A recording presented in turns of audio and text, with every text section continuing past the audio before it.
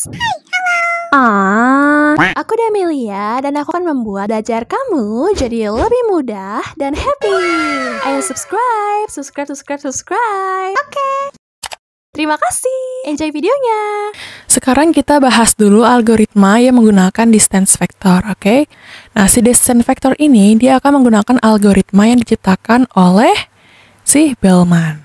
Oke, di mana dalam pengiriman informasinya dia akan menggunakan distance vector ya teman-teman. Distance vector itu artinya seperti jarak ya. Jarak atau arah. Nanti hasil dari distance vector ini dia akan digunakan untuk menentukan jalur yang terbaik. Nah, karena di sini dia menggunakan distance atau jarak ya sebagai jalur terbaiknya, maka dia akan memilih jalur yang terpendek seperti untuk jalur terbaiknya dia. Jadi mana sih jalur yang paling pendek untuk mengirimkan informasi? Nanti di situ akan dipakai untuk mengirimkan dalam menggunakan distance vector. Oke. Nah, kemudian si jalur terbaik ini akan dimasukkan ke dalam parameter, yaitu dinamakan dengan metrik, di mana metrik ini adalah sebuah nilai yang menentukan bagus atau tidaknya si distance vector ini ya teman-teman. Oke, kita tulis ya. Jadi dia akan dimasukkan ke dalam nilai metrik. Pokoknya perhitungan-perhitungan dalam jalur terbaik dia akan dimasukkan ke dalam nilai metrik, di mana nilai metrik ini akan terupdate secara periodik ya teman-teman. Seperti yang telah kita sebutkan, dia akan otomatis ya mengupdate. Nah, di sini dia akan terupdate secara periodik, atau bahasa kita ialah dia akan terupdate selama selang waktu tertentu. Selang waktunya berapa teman-teman? Kalau teman-teman sudah baca, pasti teman-teman tahu ya. Selang waktunya yaitu sebesar 30 detik. Jadi dia akan terupdate selama 30 detik. Jadi setiap 30 detik sekali dia akan terupdate dan menghasilkan nilai metrik gitu. Mengapa dia dalam menentukan nilai metrik ini dia akan terupdate secara periodik? Hal itu disebabkan karena distance vector ini dia topologinya itu belum lengkap. Oke. Nah, tidak seperti yang algoritma Dijkstra atau yang dipakai pada link state. Kalau di link state itu topologinya sudah lengkap. Nah, kalau di sini belum lengkap ya, artinya dia akan menggunakan update-nya secara periodik. Nah, jadi kalau distance vector itu mengupdate nilai metriknya secara periodik, maka dia akan menimbulkan kelemahan.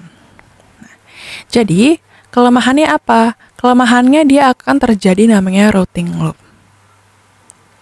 Oke? Jadi routing loop ini seperti ini. Dia akan menimbulkan kelemahan. Kenapa sih dia menimbulkan kelemahan? Karena kan kalau misalnya informasi yang sama di update terus ya, di broadcast terus selama 30 detik sekali.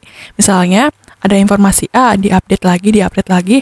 Nah, ketika informasi itu sama, yang terjadi di sini adalah si informasi yang sama tersebut akan di-drop oleh si routingnya itu sendiri. Oke? Jadi si routing loop ini akan menimbulkan sebuah problem. Karena apa? Karena dia akan di-update terus-menerus ya selama 30 detik, dan ketika informasinya yaitu sama dan dikirim terus secara beberapa kali, maka yang akan dilakukan oleh si distance vector adalah mendrop si paketnya atau mendrop si informasinya. Nah, di mana ketika si paketnya itu di-drop ya, maka otomatis paketnya yaitu hilang atau paketnya yaitu loss.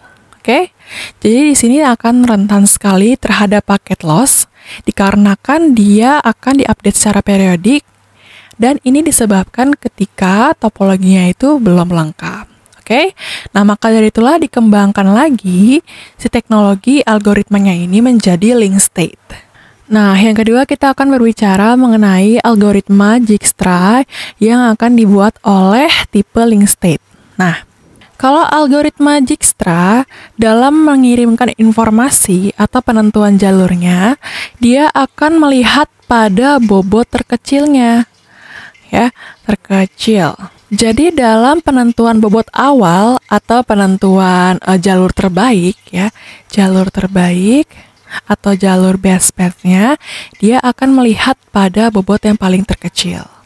Nah, Ini akan berbeda dengan algoritma yang sebelumnya yang Bellman, di mana dia dalam menentukan ini kan, kalau si Bellman kan metriknya itu berupa hop count aja ya, atau artinya dia berapa banyak sih count yang dilewati oleh si algoritma si Bellman itu berdasarkan jarak yang paling terpendek.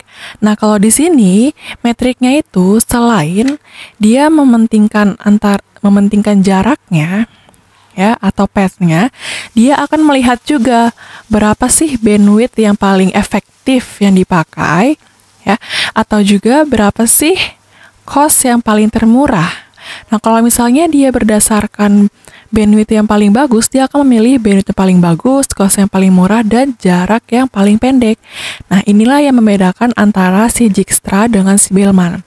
Kalau Dijkstra itu lebih lengkap seperti ini, kalau Bellman hanyalah mementingkan jaraknya saja. Oke? Nah, di mana ketika dia sudah menemukan ini yang terbaik ya, berdasarkan metrik yang terbaik, jarak, bandwidth, dan cost yang terbaik, maka dia akan langsung mengupdate-nya ke dalam si tabel routing. Jadi, update dalam si tabel routing itu tidak dilakukan secara berkala. Ya, jadi update-nya itu tidak secara berkala seperti yang sebelumnya secara 30 detik sekali.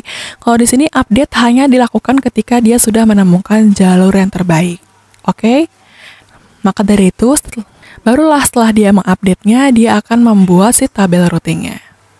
Dan ketika dia sudah menentukan tabel routing-nya, dia langsung menuju ke alamat yang dituju. Nah, ketika dalam menentukan routing dalam algoritma Dijkstra ini, pas dia sudah nyampe di alamat yang dituju ini, ternyata alamat yang dituju sudah dipakai, maka yang akan dilakukan oleh si algoritma Dijkstra ini adalah melakukan ulang si algoritma itu. Jadi dia akan menentukan ulang si jaraknya berdasarkan jarak, bandwidth, dan cost untuk menentukan jalurnya kembali. Oke? Jadi dia akan mengulangnya. Mengapa hal ini terjadi? Karena dia update tidak secara berkala seperti yang sebelumnya. Jadi dia tidak tahu bahwa si jalurnya ini atau routernya ini sudah dipakai. Oke? Jadi ini adalah kelemahan dari si Dijkstra. Di mana kelemahannya itu ialah yang telah saya sebutkan, kita tidak mengetahui secara pasti apakah posisi routernya itu sudah dipakai atau tidak, karena dia dilakukan update-nya secara tidak berkala. Oke? Nah, kita akan berbicara tentang algoritma yang ketiga, yaitu tentang si hybrid. Oke, dikarenakan kedua algoritma sebelumnya, yaitu si distance vector dan link state itu memiliki kelemahan masing-masing, seperti yang distance vector itu kan diupdate-nya secara periodik. Artinya 30 detik sekali dia akan mengupdate informasi. Nah, ketika informasinya sama atau terjadi looping, maka informasinya akan di-drop dan paketnya akan loss. Nah, di sini kelemahannya adalah si update-nya itu tidak secara periodik, artinya kita tidak mengetahui bahwa posisi routernya itu ternyata sudah dipakai atau belum. Nah, kalau misalnya sudah dipakai, maka dia akan menggunakan algoritma lagi atau mengulang algoritma lagi supaya dia bisa menentukan jalurnya. Nah, jadi kelemahan kedua-dua ini akan diatasi oleh algoritma yang dinamakan dengan si hybrid. Seperti yang saya sebut sebelumnya ya, di mana si hybrid ini diluncurkan oleh Cisco dan dia menggunakan protokol EIGRP. Nah, si hybrid dalam melakukan tugasnya, dia akan menggunakan dual atau diffuse update algorithm, di mana dia akan menggunakan dual ini untuk menghitung jarak yang terpendek. Dan yang paling penting dari si hybrid ini adalah yang pertama, dia tidak ada broadcast.